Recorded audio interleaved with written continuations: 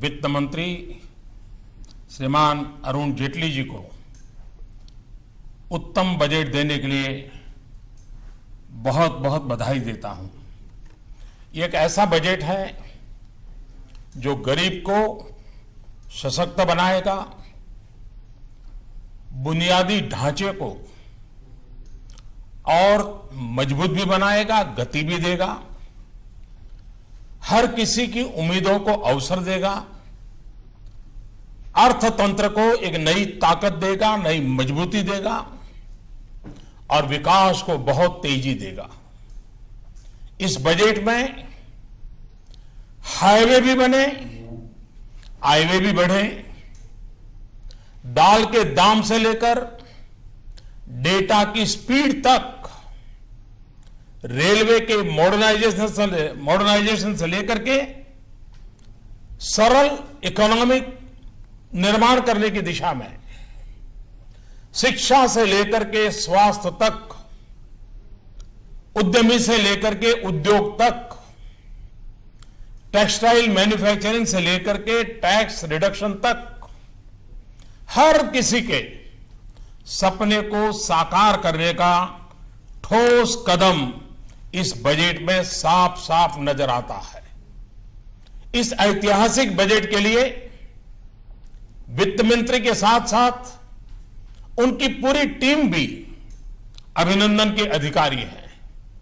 ये बजट देश के विकास के लिए पिछले 2.5 वर्ष में जो कदम उठाए गए, जो फैसले लिए गए और भविष्य में और मजबूती के साथ आगे बढ़ने के इरादों के बीच ये एक बहुत महत्वपूर्ण कड़ी है। इस बजट को मैं देख रहा हूं। एक अन्य महत्वपूर्ण कदम है कि रेलवे बजट को जनरल बजट में मर्ज कर दिया गया है। इससे अब पूरे ट्रांसपोर्ट सेक्टर, उसको इंटीग्रेटेड प्लानिंग में मदद मिलेगी। देश में परिवहन से जुड़ी आवश्यकताओं की पूर्ति में रेलवे अब अपना योगदान और बेहतरीन तरीके से कर पाएगी। ये बजट कृषि क्षेत्र, ग्रामीण क्षेत्र, सामाजिक कल्याण, इंफ्रास्ट्रक्चर, इन सभी क्षेत्रों में एक विशेष ध्यान आकर्षित करता है। निवेश बढ़ाने और रोजगार के नए अवसर पैदा करने की दृष्टि से सरकार की जो प्रतिबद्धता है वो इस बजट में साफ साफ नजर आती है। इन योजनाओं के लिए आवंटन में भी बहुत बढ़ोतरी की गई है। सरकारी निवेश को मजबूती देने के लिए रोड और रेल सेक्टर के लिए भी आवंटन में काफी वृद्धि की गई है। सरकार का लक्ष्य 2022 तक हमारे देश के किसानों की आय डबल करने का इरादा है, 2 गुना करना है। नीतियां एवं योजनाएं उसी प्रकार से तय की गई है।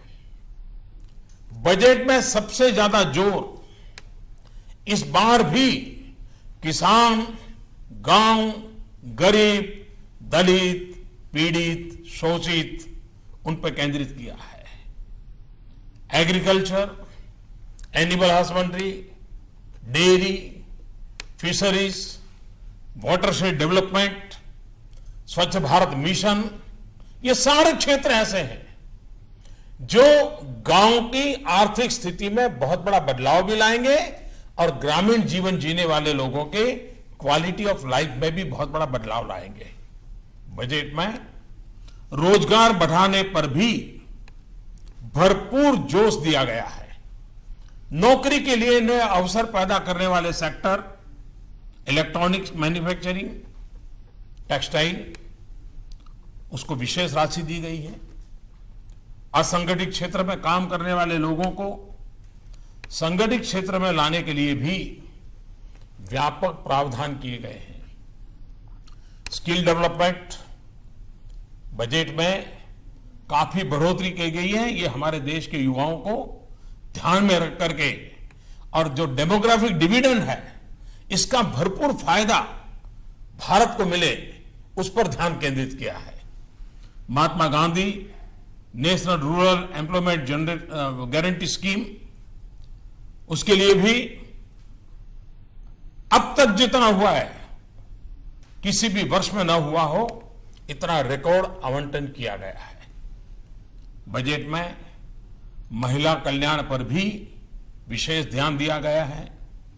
महिलाओं और बच्चों से जुड़ी योजनाओं के लिए बजट में वृद्धि की गई है।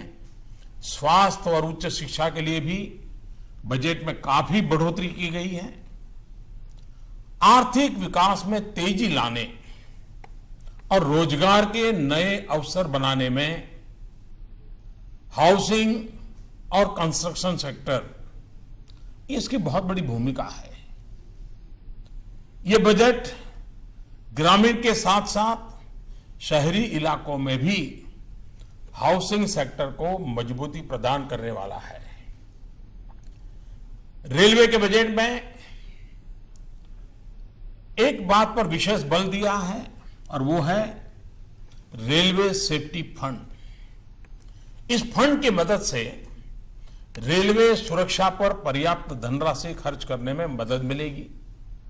बजट में रेलवे और रोड इंफ्रास्ट्रक्चर के कैपिटल एक्सपेंडिचर में काफी बढ़ोतरी कर दी गई है। डिजिटल इकोनॉमी के लिए जो कॉम्प्रिहेंसिव पैकेज दिया गया है, उससे टैक्स चोरी की संभावनाएं कम होगी और अर्थव्यवस्था में काले धन के प्रवाह पर नियंत्रण संभव होगा। डिजिटल इकोनॉमी को एक मिशन के तौर पर शुरू किए जाने से आने वाले वर्ष में 2017-18 में 2500 करोड़ डिजिटल ट्रांजैक्शन के बड़े लक्ष्य को प्राप्त करने में बहुत बड़ी मदद मिलेगी।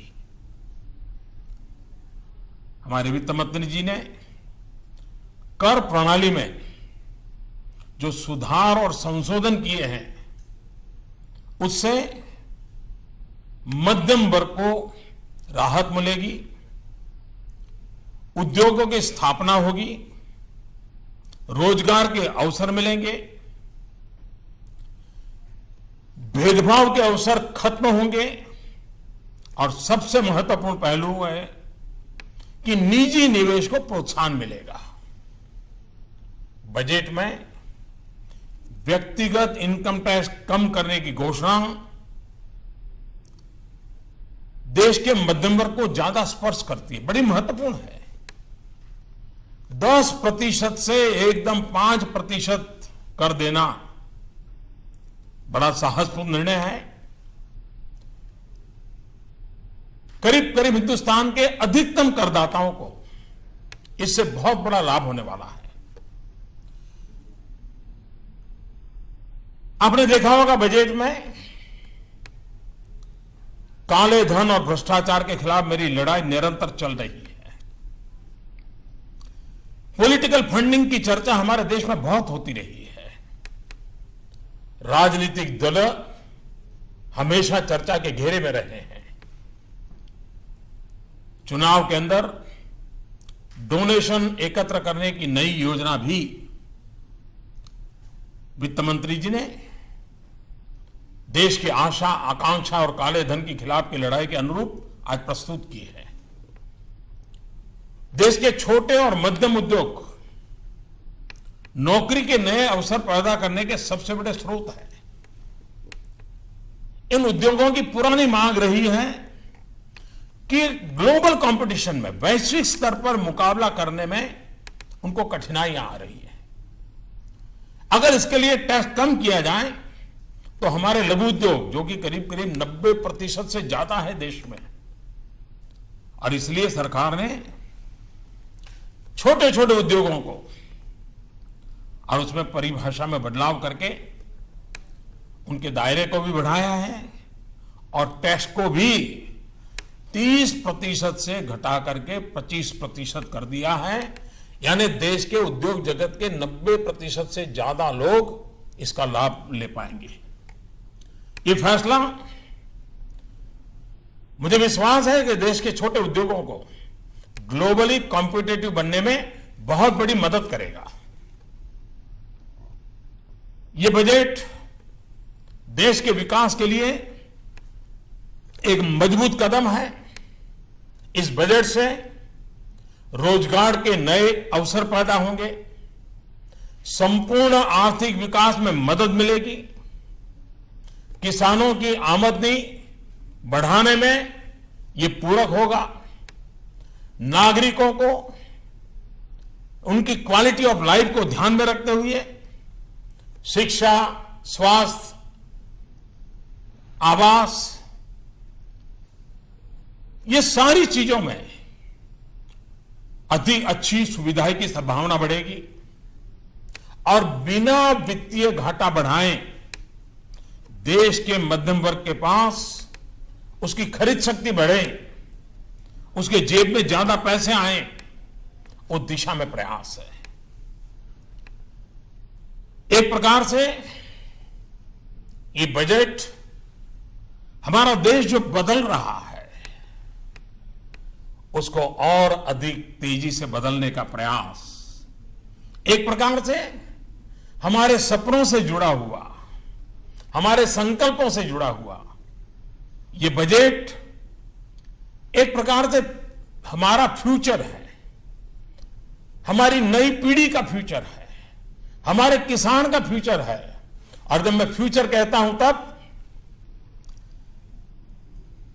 उसका मेरा मन में एक मीनिंग है। ऐप से फार्मर्स, किसानों के लिए, यू से अंडर प्रिविलेज, दलित, पीड़ित, शोषित, वंचित, महिला, उनके लिए, टी से ट्रांसपेरेंसी, पारदर्शिता, टेक्नोलॉजिकल अपग्रेडेशन, आधुनिक भारत बनाने का सपना, यू से अर्बन रिजुविनेशन, शहरी विकास के लिए, और आर से रूरल डेवलपमेंट, ग्रामीण विकास के लिए, और ई से नौजवानों के लिए एम्प्लॉयमेंट, उद्योग साहसिकों के लिए एंटरप्रेन्योरशिप, एनहांसमेंट, नए रोजगार को बढ़ावा देने के लिए, नौजवान उद्यमियों को बढ़ावा देने के लिए मैं इस बजट के लिए इस फ्यूचर को प्रस्तुत करते हुए वित्त मंत्री जी को फिर से एक बार बधाई देता हूं और देशवासियों को उनके सपने साकार करने की दिशा में यह बजट एक बहुत बड़ी सहाय व्यवस्था है जो देश को आगे भी बढ़ाएगा, विकास की नई ऊंचाइयों को पार करेगा और देश में एक नया विश्वास का माहौल बनाने में यह बजट बहुत ही उपकारक होगा, ऐसा मेरा पूरा विश्वास है। फिर एक बार वित्त मंत्री को, वित्त मंत्रालय को, उनकी पूरी टीम को हृदय से बहुत बहुत बधाई।